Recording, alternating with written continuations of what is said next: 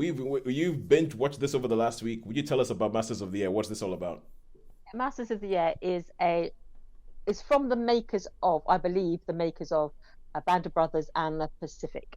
Yeah. So it takes the war into a different theatre, and the theatre it's exploring this time is aerial combat, specifically the heavy bombers. And so the story follows a group of young men who leave America after their training. So at the beginning of 1943, so the war in Europe has been going on for sort of nearly 4 years, but the Americans have joined the war, and they've invested in sort of training up their pilots, their bomber pilots, their fighter pilots, and we follow a group of young men who are basically becoming joining the heavy bombers. So they're going to be the B-52s, their cruise, B-17s, B-17s. B-17s. They came a bit later, the B-52s. The 50, yeah. So the B-17s, they're the heavy bombers. So Yeah. they are big So aircraft. all I have in my head now is Love Shack. Exactly Yeah. right, and that's it. That's the B-52. And Tosin, Yeah. I was exactly the same. I was like, You said I was like, okay, be grown up about this. Be grown up about this. We're talking about, and I was like, no, sorry. I just have like everybody's there. moving, everybody's grooving, It's there in your baby, head. going Yeah. on my head. And so these particular, as to tell, these particular bomber crews were 10-men crew, and they more or less would join up together, and they would fly together and fight together, and they'd go on these combat missions. And so we see these group of men, these different pilots and different members of the navigators, gunners, and bombardiers, who are basically suddenly thrown out. Most of them have never left the United States before. They don't know much about Europe. They don't know much They don't know much about the war they're coming into, and they're thrust into this thing where they are in these ships, as they call them, and they're flying these bombing missions across Europe into Germany. And one of the things about, and they're called the 100th Bomb Group, and you follow the lives of the mainly. It starts off with quite a large group, but then it focuses in on four, really, I think. Major Egan,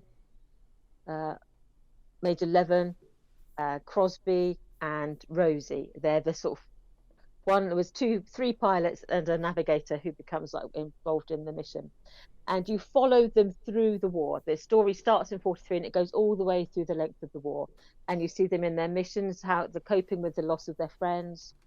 Some of them their friends have become shot down and killed. Some of them become prisoners of war. Others have tried to escape across Europe, and you follow these strands of the story throughout.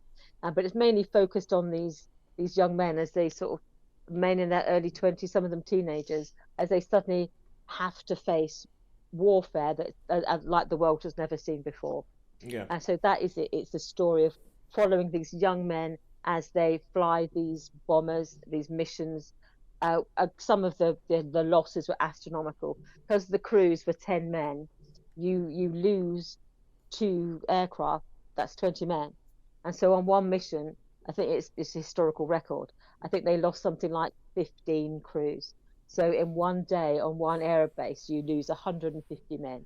And so the impact of that on the men who flow these missions was astronomical. Obviously, for me, I like the historical aspect of it, and it's this mission on one day they lost, like there was only one aircraft that actually returned, because there was a couple of episodes, a couple of them get shot down, and there's a couple of quite exciting episodes where they have to bail out, so they go put your parachutes on, and so there's this little story thread with a couple of them that are prisoners, and they end up, they go through that village where they get beaten up.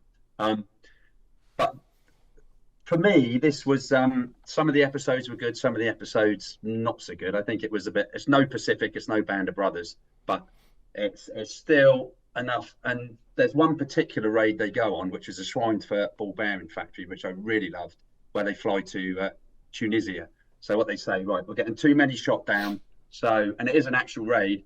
So we'll fly, but normally the German fighters would wait for them to get them on the return journey. So, as they do their business, get shot down, and then on the way back, all the German fighters would. So they decide to fly to Tunisia. So they basically do fly to Schweinfurt, drop the bombs, and then fly to Tunisia. So they escape the fighters.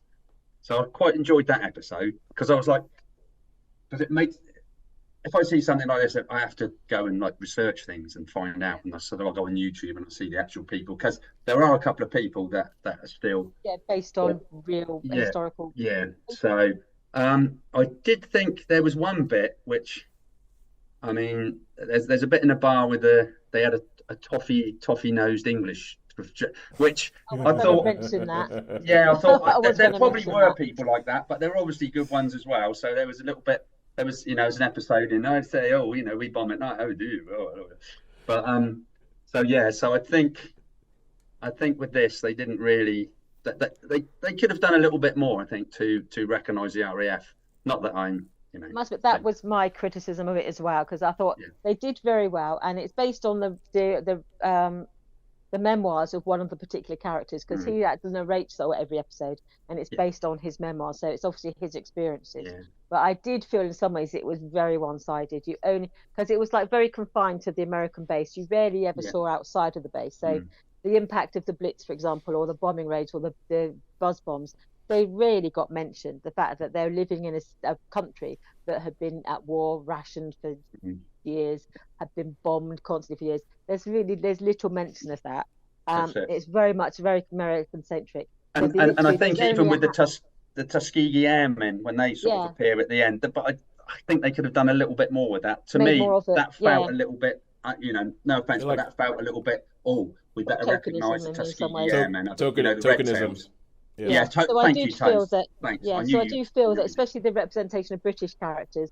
I think we only met throughout the whole thing 5 British characters in the whole thing, and they all then 4 of them were like RAF types who were supercilious, posh, really dismissive of the Yanks, and then there was like one SOE operative basically, and she was representing. So I just thought, I just feel, to me it felt a bit too one-sided. And at the end, you do see the victory is at the end.